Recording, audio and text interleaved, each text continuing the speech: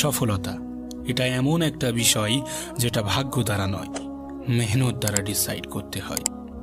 সফলতা এটা এমন একটা বিষয় যেটা এমনি এমনি আসে না, এটাকে অর্জন করতে হয়।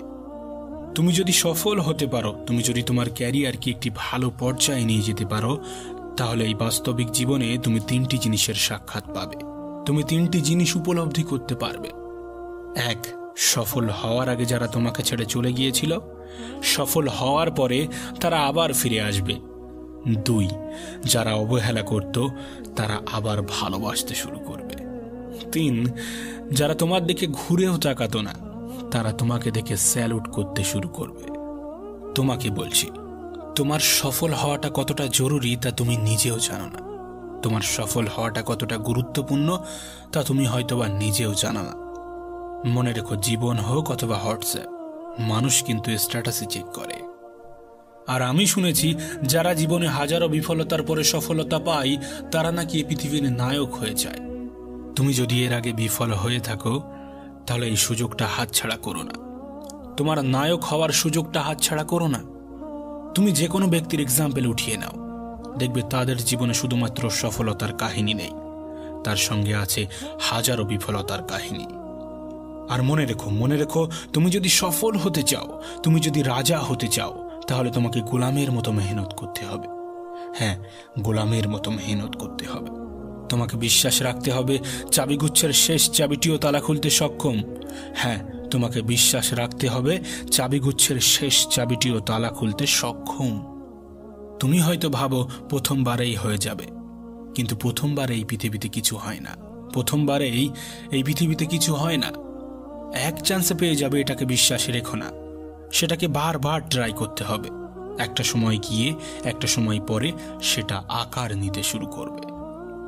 মনে রেখো, মহান ব্যক্তিরা কখনো জন্ম থেকে মহান হয় না। জীবন থেকে নেওয়া শিক্ষা, কঠোর মেহনত এবং নিজের প্রতি বিশ্বাস তাদেরকে মহান করে তোলে। দেখবে, মানুষ বলে খালি হাতে এসেছি, খালি হাতেই যেতে হবে, হয়তোবা, কিন্তু তার সঙ্গে এমনও কিছু স্মৃতি, এমনও কিছু সংস্কার রেখে যেতে হবে। তার কারণ উপরে গিয়ে তো এটারও জবাবদিহি করতে হবে, তুমি তোমার সমাজের জন্য কি করেছো, তুমি তোমার ভাই বোনেদের জন্য কি করেছো, তুমি তোমার দেশের জন্য কি করেছো। তোমার কাছে অনুরোধ করব, তুমি তোমার ভাগ্য দিয়ে কখনো সফলতা লিখো না। সফলতা লেখো তোমার মেহনত দিয়ে। তার কারণ ভাগ্য অনেকটা ওই পেন্সিলের মতো, যে কেউ এসে যখন তখন মুছে দিতে পারে, কিন্তু পরিশ্রম, মেহনত, সেটা অনেকটা ওই পার্মানেন্ট মার্কারের মতো। তোমাকে বলছি, তোমার সফলতা যে কতটা জরুরি তা তুমি নিজেও জানো না।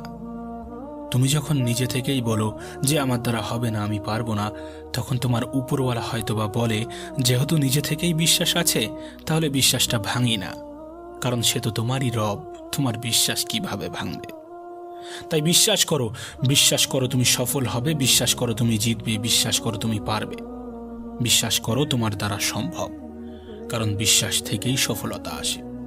সফলতার প্রথম স্টেপই হচ্ছে বিশ্বাস। মনে রেখো, তুমি গতকাল কোথায় ছিলে, আজ কোথায় আছো এবং আগামীকাল কোথায় পৌঁছাবে তা নির্ভর করে তোমার পারিপার্শ্বিক অবস্থানের উপর, তুমি যাদের সাথে মেশো, যে পরিবেশে থাকো তার উপর। সেই সমস্ত মানুষ থেকে নিজের দূরত্ব বজায় রাখো যারা নেগেটিভ চিন্তা ভাবনা করে, যাদের সাথে তোমার স্বপ্ন যায় না, যাদের সাথে তোমার লক্ষ্য যায় না। হয় সেখান থেকে বেরিয়ে আসো, আর না হলে আলাদা একটা জোন ক্রিয়েট করো। আরে লড়াই যেহেতু